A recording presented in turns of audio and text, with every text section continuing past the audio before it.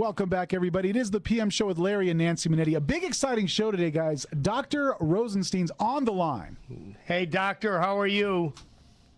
How are you, Larry? I'm fine. Hold on a minute. We need a little audio. You need the volume up there, Larry? Yeah. Go for it, buddy. Here we go. How's that? Jacob, can you hear me? Yeah, I hear you just Oh, fine. yeah. God, you almost blew me out of the booth. Hi, doctor. This is Nancy Manetti. How you doing? Hi there, Nancy. And we have Eric here and Will.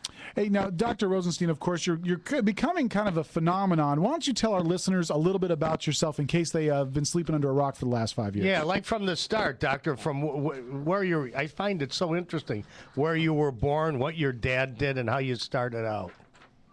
Well, I started my life in Russia, in Odessa, which is actually now the Ukraine.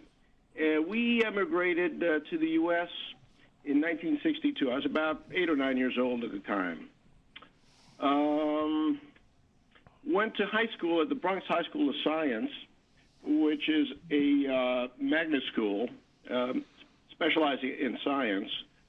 From there, I went to Johns Hopkins University and obtained my degree in human biology in 1976, and then obtained my MD degree, my medical degree, from the Johns Hopkins University School of Medicine in 1979, and then did 6 years of neurosurgery training at UT Southwestern Medical School in Dallas. Doc, did you say neurosurgery?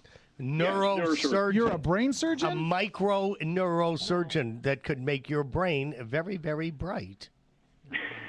Well, yeah, neurosurgeons do brain work, of course. We also do very delicate spine work. We work on the spine and the nerves as well. So we do all three areas, the brain, the spine, and the nerves.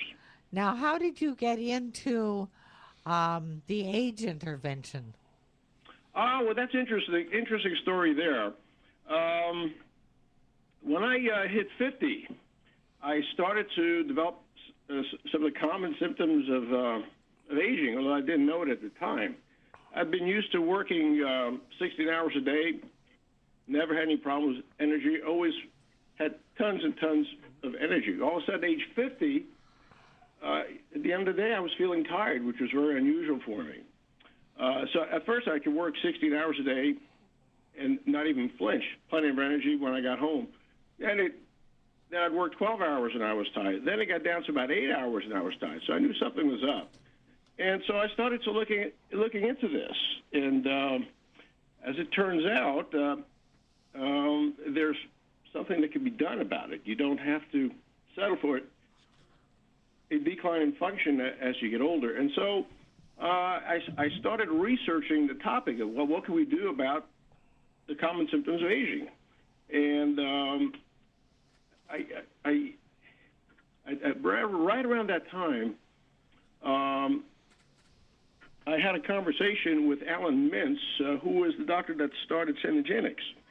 And they were looking to put a doctor in the Dallas-Fort Worth area to do their age management program. And so I looked into that and went through their training, and part of the training is you have to become a patient.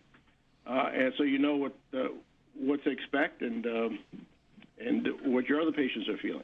I was shocked to see what I look like underneath the hood. You think you're healthy, but when you scratch the surface and you look at what you're like metabolically and you look at your endocrine system, it's quite shocking.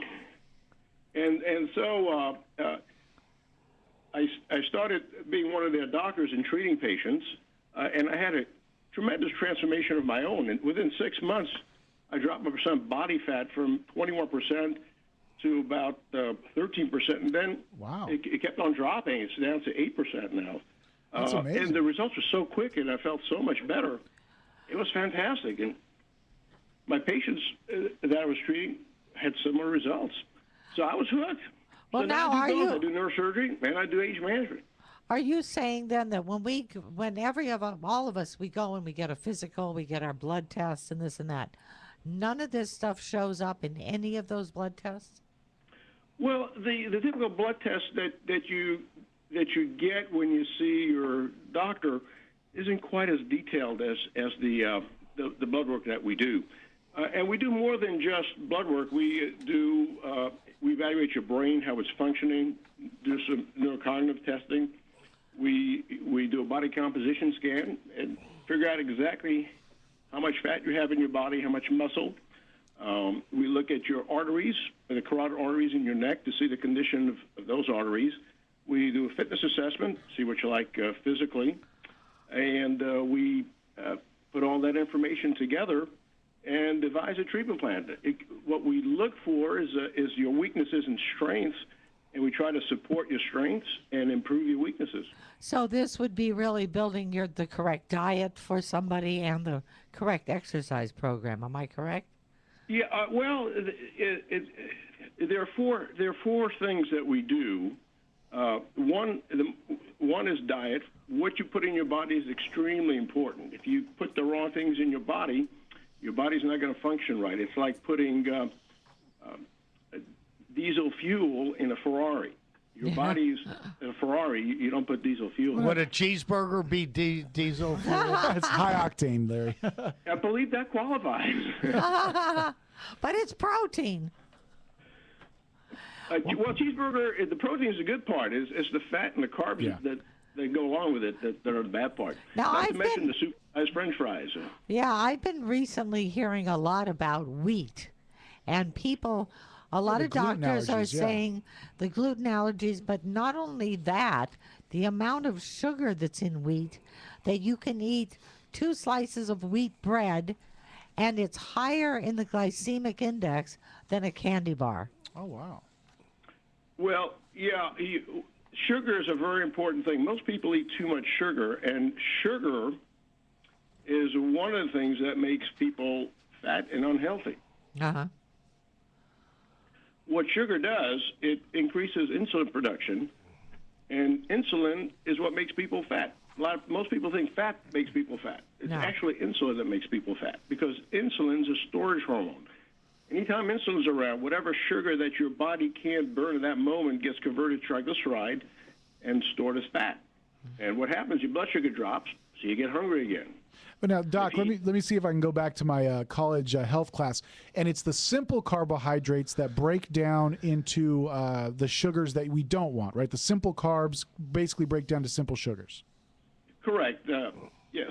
Bread is really, carbohydrate is just sugars all stuck together. So when you break down a carbohydrate, you get sugar. So that throws bread out, cereal in the morning. No, you can have some complex carbohydrates, though, right? Depends on which ones. Cereal is something you would want to stay away from. Well, now, why is there so much sugar in wheat? I don't understand that. That doesn't make any sense to me at all. Well, wheat is a grain. Yeah. And when you digest wheat, when you digest bread, it gets converted to sugar. And that's any kind of bread?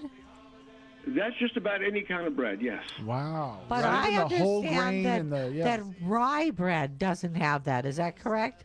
Rye is less glycemic than, say, white bread, but it's still too glycemic. Interesting. Dr. Rosenstein, hang in there, buddy. We're going to go to a quick break. We're going to come back and we're going to talk more about this on the PM show with Larry and Nancy Manetti. We'll be back, guys. Don't go anywhere.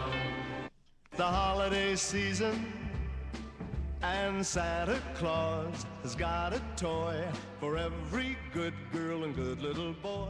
Santa's a great big bundle of joy when he's coming down the chimney.